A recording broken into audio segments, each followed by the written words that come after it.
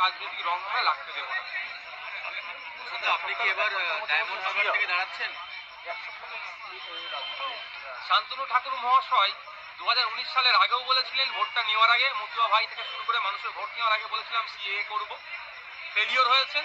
2021-এর নির্বাচনের আগে শান্তনু ঠাকুর মহাশয় থেকে শুরু করে তার পরিবারের লোকজনরাও সিএএর কথা বলেছিল, সেটাও ফেলিওর হয়েছে। 2024 নির্বাচন এসছে, শান্তনু ঠাকুর মহাশয়কে হয়তো আবার নতুন জিতার ইচ্ছা গিয়েছে, সেই জন্য কথা বলছে। তবে একটা কথা বলি, শান্তনু ঠাকুর মহাশয় মতুয়া সমাজের মানুষ, তিনি একজন ধর্মগুরুও বটে তারা তাদের পরিবারে। তো আমি শুধু এইটুকুই জানতে চাই, আজকের ডেটে কি মতুয়া ভাইরা দেশের নাগরিক নয়?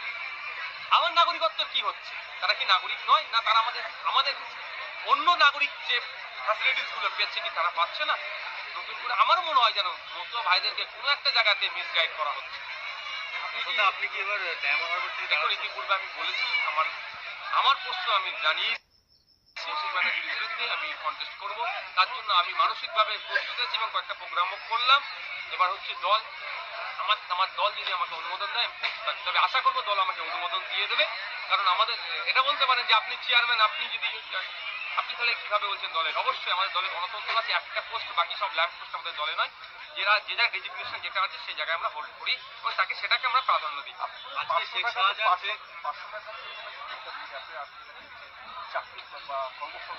হ্যাঁ দেখুন, প্রোডাক্টিভ আর আনপ্রোডাক্টিভ, রাজ্য সরকার যে কাজটা করছেন 500,000 টাকা দিয়ে, এটা আনপ্রোডাক্টিভ।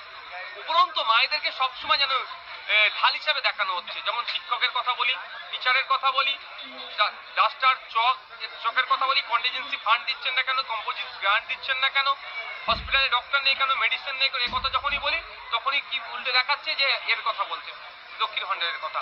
তো আমরা চাই প্রোডাক্টিভ হোক, আমরা মায়েদের হাতে কাজ তুলে দিতে চাই। যদি আমাদেরকে আগামী দিনে মায়েরা বা বাপেরা সুযোগ দেয়, মায়েরা যদি কাজের মাধ্যমে মাস গেলে 5,000-এর আশপাশে ইনকাম করে, তার ব্যবস্থা আমরা করব। শেখ শাহজাহান আজকে উত্তর 24 পরগনা জেলার যে নগর দায়রা যে আদালত, সেখানে জামিনের জন্য আবেদন জানিয়েছে। যখন ব্যাপারটা হচ্ছে যে কাজ শাহজাহান সাহেবদের দ্বারা ঘটেছে, কোর্ট নির্দেশনা দিয়েছে ইডি অফিসারকে, ইডিকে নির্দেশনা দিয়েছে রেশনে যে দুর্নীতি হয়েছে সেটাকে তদন্ত করে কোর্টকে জানানো। সেই নির্দেশ মতো ইডি অফিসাররা গিয়েছিলেন, সেখানে ইডি অফিসারদের মাথা ফাটিয়ে সিআরপিএফ কে সেখান থেকে বিতাড়িত করেছে। আমি প্রথমেই বলবো সিআরপিএফ কে ধন্যবাদ জানাই, অন্তত বুদ্ধিমত্তার পরিচয় দিয়েছেন, জিনিসটাকে হ্যান্ডেল করেছেন, নাহলে বড় ঘটনা ঘটতে পারত, কিন্তু এরা ঘটতে দেননি। কিন্তু যে অন্যায় কাজ করেছেন, যেখানেই যাক না কেন, আমার মনে হয় সুপ্রিম কোর্টে গেলেও তিনি জামিন পাবেন না। তিনি যেতেই পারে, তিনি বারবার করে জামিনের জন্য আবেদন